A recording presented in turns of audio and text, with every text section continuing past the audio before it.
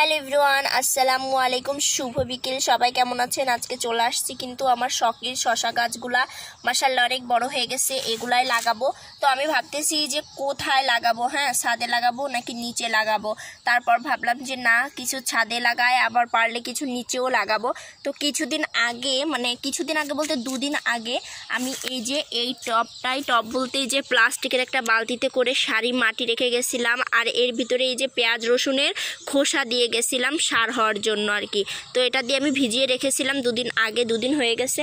এখন আমি এটার ভিতরে লাগাবো, আর দেখি এখানেই লাগাবো। এটার ভিতর লাগিয়ে এই যে টিনের উপর যে মাটি, এখানে কিছু করা যায় কি না শশা গাছ উঠার জন্য আর কি। শশা গাছ কোথায় উঠবে, কীভাবে হবে, তো সেটাই শশা গাছটা ওঠার জন্য আমি এখানে দেখি কিছু দিতে পারি কি না আর কি। ওই যে অনেকে জায়গায় বলে হাইঙ্গে বা মানে যাই বলেন না কেন, আপনারা কে কী বলেন আমি জানি না।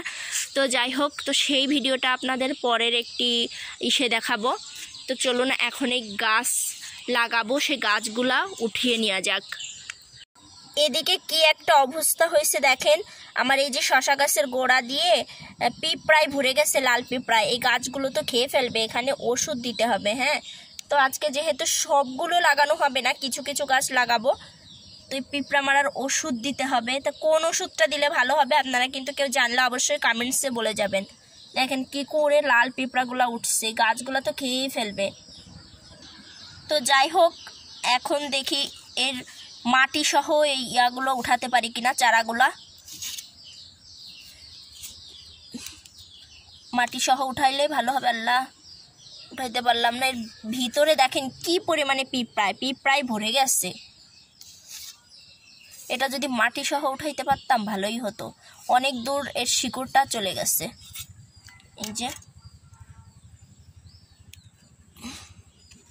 আল্লাহ, হইল না, মাটি সহ উঠাইতে পারলাম না। যাই হোক, এর পাশ দিয়ে আবার মাটি দিতে হবে, মাটি লাগাইতে হবে।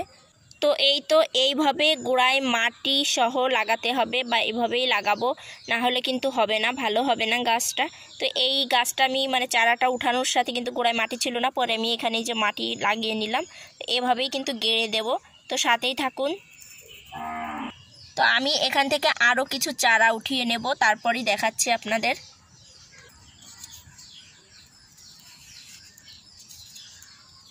এটাও উঠাতে পারবো কিনা আল্লাহ জানে, দেখা যাক। দুইটা একসাথে, এর শিকড়টা অনেক দূরে চলে গেছে, যার জন্য এটা একটু হইছে। হ্যাঁ,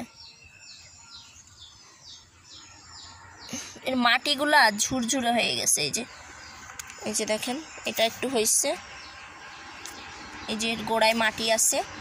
এখন দেখি কিছু কিছু উঠাই, তারপর লাগাবো।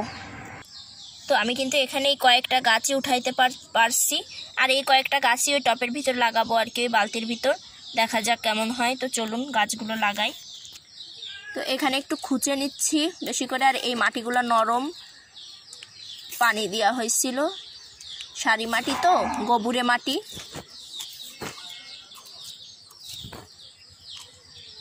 তো আমি কিন্তু এখানে অনেক করে খুঁচে দিলাম গর্ত করে। এখন এর ভিতরে গাছগুলো বসাই দিব, সবগুলো গাছ একসঙ্গেই দিব। হ্যাঁ, বিসমিল্লাহ।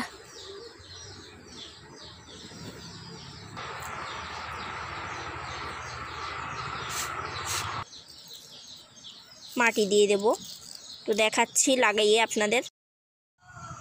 তারপরে এই তো এখানে কিন্তু আমি 4টা গাছ লাগিয়েছি ফাঁকা ফাঁকা করে, দুইটা দুই জায়গায়, আর এইখানে লাগিয়েছি। হ্যাঁ, এর ভিতরে লাগিয়েছি, আর এদিকে কিন্তু ডিশের ভিতর লাগিয়েছি। এর মাঝখানের দিকে আমি লাগাইনি, কারণ এখানে কিন্তু আগের দিন আপনাদের দেখিয়েছিলাম পেঁপের বীজ আর হচ্ছে মিষ্টি কুমড়ার বীজ লাগানো হয়েছে, এর জন্য আমি মাঝখানের দিকে গেলাম না, পাশেই দিলাম। আর এই যে এদিকে এখানে একটা লাগিয়েছি। তো এখন কিন্তু পানি দিতে হবে। অবশিষ্ট আরও এতগুলো চারা কিন্তু রয়ে গেছে, দেখা যাক নিচে দিয়েও লাগাইতে হবে, নিচে দিয়ে লাগাইতে পারি কি না কোথাও। তো যাই হোক, এখন কিন্তু আমি গাছগুলোতে পানি দেব। তো এই তো আমার কিন্তু পানি দেওয়া শেষ। আমি কিন্তু এখানে এই যে কুঞ্চি গেড়ে দিয়েছি, যেন গাছগুলো হেলে না যায়। এই যে প্রত্যেকটা গাছের সাথে কিন্তু কুঞ্চি গেড়ে দিয়েছি, গাছগুলো যাতে হেলে না যায়, যার জন্য, নাহলে হেলে যাবে গাছগুলা কুঞ্চি না গাড়লে। এই তো তো গাছগুলো বড় হলে অবশ্যই আপনাদের দেখাবো। সবাই কিন্তু দোয়া করবেন আমার এই শশার গাছের জন্য, হ্যাঁ, যেন অনেক বড় হয় আর শশা হয়। এই গাছগুলো কিন্তু আমার খুব শখের গাছ। হ্যাঁ, আমার হাজবেন্ড আমাকে এই বীজগুলো এনে দিয়েছিল, আমাকেই লাগাতে বলেছিল সে, তো যার জন্য আমিই লাগালাম। এখন দেখা যাক কেমন হয়।